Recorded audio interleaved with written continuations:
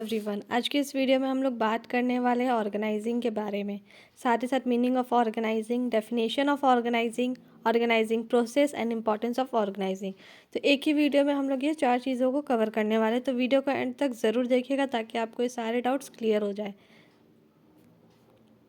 सबसे पहले है मीनिंग।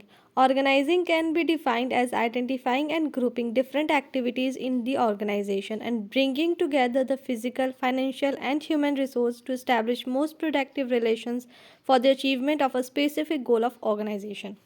इसका मतलब क्या होता है? तो जो ऑर्गेनाइजिंग होता है ना, उसका मतलब हम लोग क्या करते हैं, सबसे पहले उसको आइडेंटिफाई करते हैं। साथ ही साथ क्या करते हैं, उसको ग्रुप करते हैं अलग अलग एक्टिविटीज़ को। हमारे ऑर्गेनाइजेशन में क्या होता है, हम लोग को बहुत सारे एक्टिविटीज़ करने होते हैं। जैसे प्रोडक्शन डिपार्टमेंट है तो क्या चीज़ का प्रोडक्शन करना है, कैसे सेल्स करना है, सेल्स डिपार्टमेंट का काम है।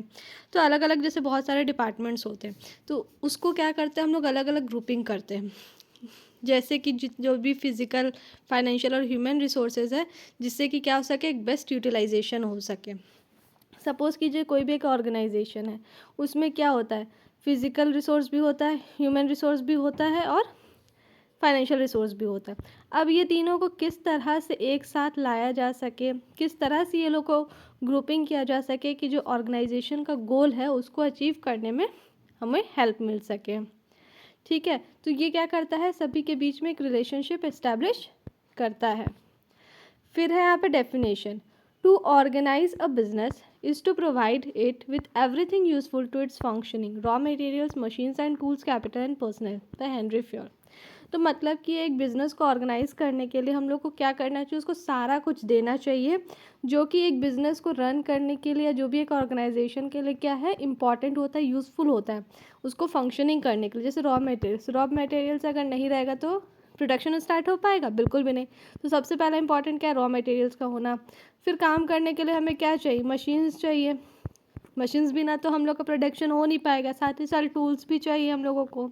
इसके अलावा कैपिटल चाहिए, पर्सनल यानी कि ह्यूमन रिसोर्स चाहिए। आदमी होगा तभी तो वो मशीन को यूज़ करेगा, मशीन अपने अपने थोड़ी काम करेगा। उसके लिए क्या है, आदमी का भी ज़रूरत है, ह्यूमन का भी ज़रूरत होता है।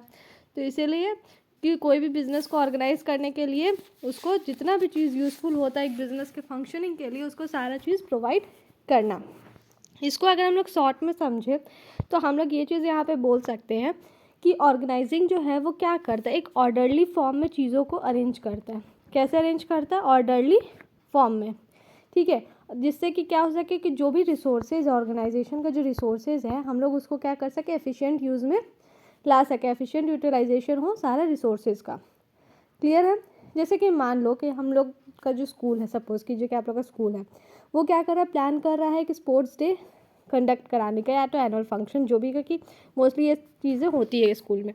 तो जो भी टीचर्स होते हैं वो क्या करते हैं, टीचर्स कुछ कुछ स्टूडेंट्स को क्या करते हैं, उनके अकॉर्डिंग ड्यूटीज़ असाइन करते हैं कि हाँ तुम ये काम करना, तुम वो काम करना।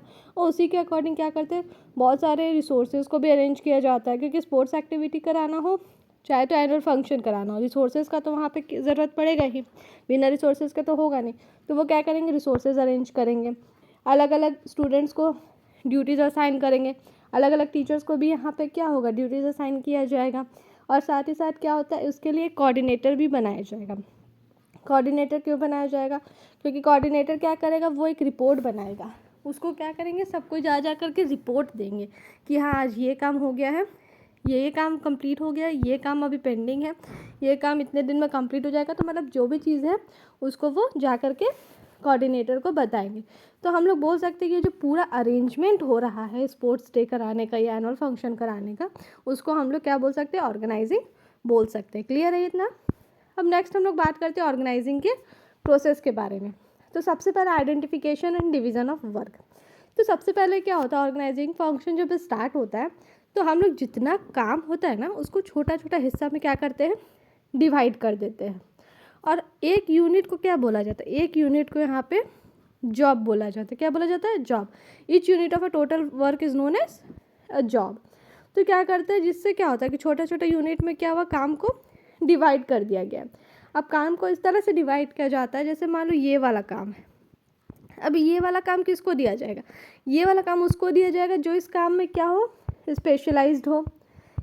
ठीक है, जिसका क्वालिफिकेशंस हो कि हाँ इस काम के अकॉर्डिंग इनके पास इतना क्वालिफिकेशन है, तो ये वो काम ईजिली कर सकते हैं। जिसमें कैपेबिलिटीज़ हो, मतलब कि एक जॉब असाइन किस बेसिस पे किया जाता है कि उसके पास क्या होना चाहिए, स्पेशलाइज्ड होना चाहिए उस चीज़ में, उनके पास उस काम को करने का क्वालिफिकेशन होना चाहिए, साथ ही साथ उनमें कैपेबिलिटी होना चाहिए उस काम को करने का। तो इसी चीज़ को ध्यान में रख करके क्या होता है कि उनको वो जॉब असाइन किया जाता है, जिससे क्या होता है कि कोई भी काम है सिस्टमेटिक वे में चल सके।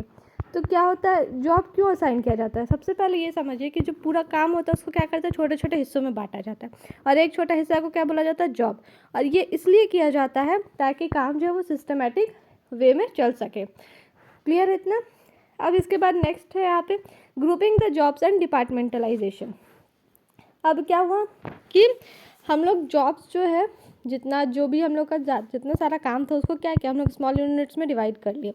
अब उसके बाद क्या करता है कि जैसे ही वो जॉब जो है वो स्मॉलर यूनिट्स में डिवाइड हो गया है, मीन्स जॉब जो स्मॉलर यूनिट है, उसके बाद वो क्या करता है कि जो भी काम एक दूसरे से रिलेटेड होते हैं, एक दूसरे से जो काम मिलता जुलता होता है, उसको एक डिपार्टमेंट के अंदर रखा जाता है। सपोज़ कीजिए कि प्रोडक्शन डिपार्टमेंट है, ठीक है, तो जितना भी चीज़ प्रोडक्शन से रिलेटेड है, सपोज़ कीजिए ये 3 चीज़ जो है वो किस चीज़ से रिलेटेड है, प्रोडक्शन से रिलेटेड है, तो ये सारा चीज़ को क्या करेंगे, प्रोडक्शन के हेड में हम लोग डाल देंगे, मतलब उसको ग्रुप कर देंगे प्रोडक्शन डिपार्टमेंट में। मतलब यहाँ पे बोला जा रहा है कि जितने भी जॉब्स हैं अगर वो एक जैसे हैं तो उनको एक ग्रुप में डाल दिया जाएगा। तो यहाँ पे इसके बारे में और क्लियरली समझने के लिए इसको 2 पार्ट्स में डिवाइड किया जा सकता है।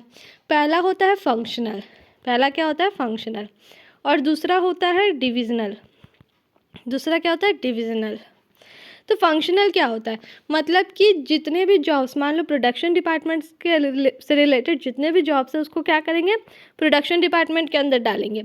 और जितने भी जॉब्स, मान लो जैसे कोई कंपनी है वो क्या कर रही है, कॉस्मेटिक्स बना रही है, साथ ही साथ वो क्या कर रही है, टेक्सटाइल में भी डील कर रही है, मेडिसिन्स भी बना रही है, तो उस केस में क्या होगा कि जो भी सेल्स रिलेटेड है, मार्केटिंग या प्रोडक्शन, एक कॉस्मेटिक्स से रिलेटेड जितना भी है, जैसे सेल्स हो गया, प्रोडक्शन हो गया, मार्केटिंग हो गया, परचेजिंग हो गया, ये सारा चीज़ को हम लोग एक हेड में रखेंगे। फिर टेक्सटाइल से रिलेटेड जो होगा वो एक हेड में जाएगा, और मेडिसिन से रिलेटेड जो होगा वो एक हेड में जाएगा।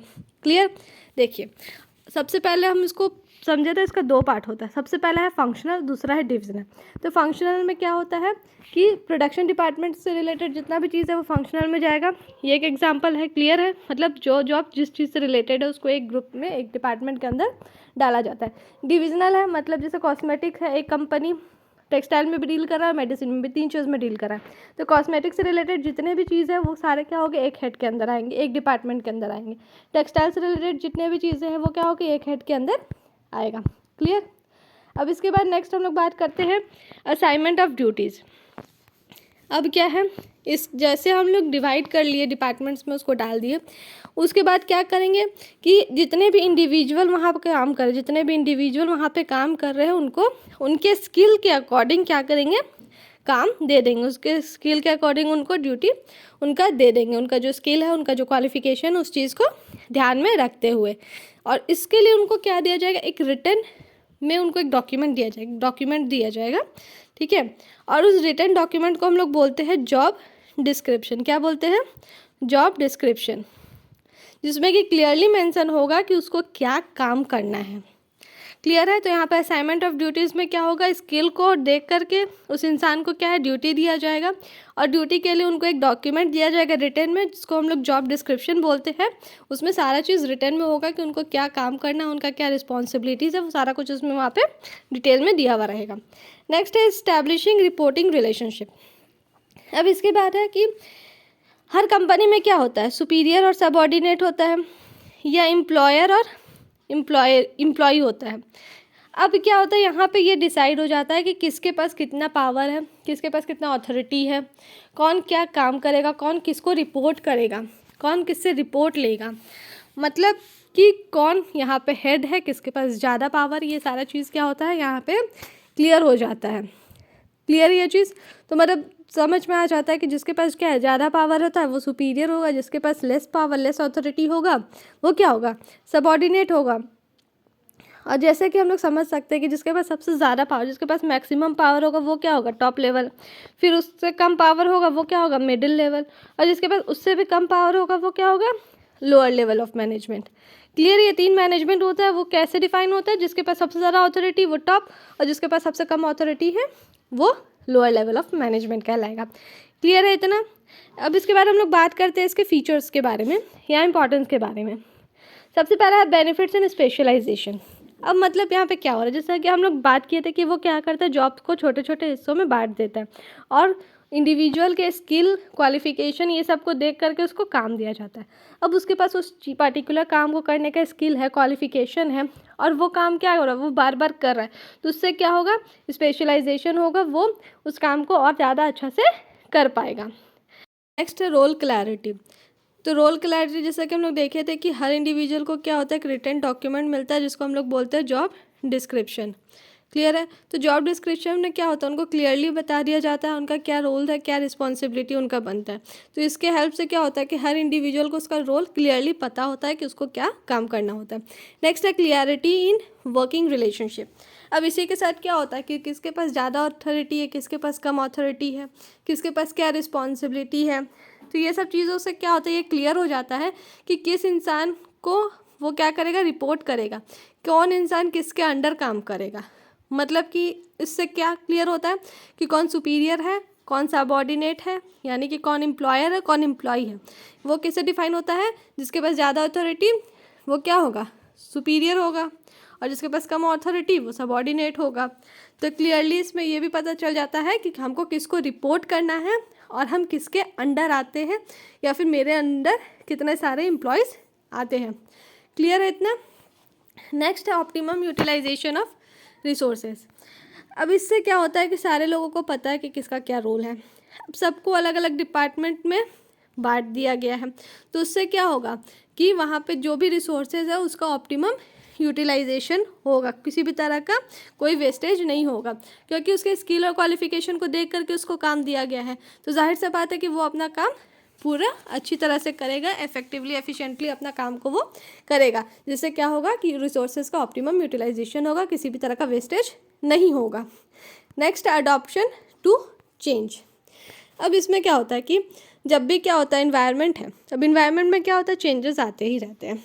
तो जो भी चेंजेस आते हैं मान लो, तो इसमें सबसे पहले हम लोग देखे थे कि डिपार्टमेंट्स के अंदर वो क्या होता है, डिवाइड हो जाता है, अलग अलग डिपार्टमेंट्स में हो जाता है ना।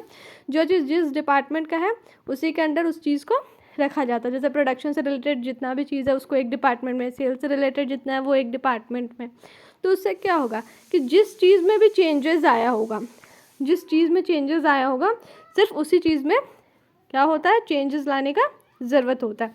अब सपोज़ कीजिए कि प्रोडक्शन के लिए क्या हो रहा है, जो मशीन का हम लोग यूज़ कर रहे थे उसमें क्या हो, नया टेक्नोलॉजी आ गया, या फिर जो फैशन का टेस्ट है वो बाहर क्या हो रहा है, चेंज हो रहा है। तो क्या होगा, सिर्फ यहाँ पे प्रोडक्शन डिपार्टमेंट में ही चेंजेस लाया जाएगा, बाकी का डिपार्टमेंट जैसे काम कर रहा था वैसे ही करेगा, वहाँ पे किसी भी तरह का कोई चेंज नहीं होगा। Clear. Next expansion and growth. तो इसमें बोला जा रहा है कि जब हम लोग ऑप्टिमम यूटिलाइजेशन करेंगे किसी भी रिसोर्सेज का, और साथ ही साथ क्या हो रहा है, काम का प्रॉपर डिवीज़न हो रहा है, तो उससे क्या होगा कि इन्वायरमेंट में जो भी चैलेंज आ रहे हैं उसको वो कंपनी क्या करेंगे, अच्छी तरह से उस चैलेंज को एक्सेप्ट करेंगे, चैलेंज को पूरा करेंगे, और वो भी प्लान मैनर में, जिससे कि ऑर्गेनाइजेशन का जो गोल होता है वो अचीव हो जाएगा। क्लियर है।